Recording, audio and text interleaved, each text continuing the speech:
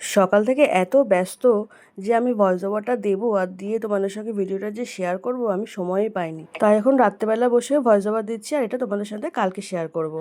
তো চলো আজকে সকাল থেকে কি কি খেলাম, কি কি রান্না করলাম লাঞ্চে, সবই তোমাদের সঙ্গে আজকে শেয়ার করছি। আজকে হলো 15ই মে। আজকে সকালবেলা আমি রান্না করেছি এ দেখো, গোবিন্দভোগ চালের ফেনা ভাত। আজকেও মেখেছি আলু সিদ্ধ শুকনো লঙ্কা নিয়ে, আর আজকে একটা নিয়েছি ডিম সিদ্ধ। কালকে বললাম না লাঞ্চে আমি গোবিন্দভোগ চালের সিদ্ধ ভাত খেয়েছি, আর সেটা শুনে আমার ছেলে বললো মা আমিও খাবো। তো ওকে আর রাত্রেবেলা করে দিইনি, ফেনা ভাতটা রাত্রেবেলা দিই না, সেই জন্য সকালবেলা ওকে যেহেতু করে দিয়েছি একটু বেশি করে করেছি, আমিও খেয়ে নিয়েছি। আর বর আজকে না খেয়েই ঘর থেকে বেরিয়েছে, 1 কাপ চা খেয়ে বেরিয়েছে, কারণ ওর সকাল সকাল বেরোনোর কথা ছিল, রানাঘাট যাবে। তাই বললো আমাকে কিছু করে দিতে হবে না, আমি রাস্তাঘাট থেকে কিছু একটা খেয়ে নেবো। তো পরে ফোন করে জানলাম ও একটু কচুরি আর আলুর তরকারি খেয়ে নিয়েছে, নিরামিষ।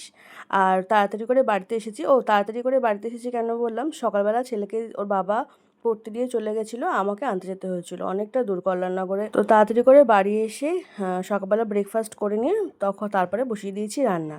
তো আজকে রান্নায় বেশি কিছু করেছি আর মাছ, আর এদিকে করেছি ফুলকপি, মাশরুম আর চিচিঙ্গা দিয়ে একটু ভাজা ভাজা মতন, আর একটু তার মধ্যে নারকেল ছড়িয়ে দিয়েছি। এটা বেসিক্যালি করেছি রাত্রেবেলা রুটি খাওয়ার জন্য। রাত্রেবেলা আবার কি করব, ওর বাবা রাত্রেবেলা রুটি খাবে, সেই জন্য একবারে করে রেখেছি, দুপুরবেলাও খেতে পারবে আর রাত্রিবেলাও রুটি দিয়ে খেয়ে নিতে পারবে। আর এই আর মাছটা করেছি পটল আর আলু দিয়ে, খুব ভালো হয়েছে খেতে। ভিডিওটা ভালো লাগলে অবশ্যই এটা লাইক করো আর আমার পেজটা ফলো করে দিও। Thank you.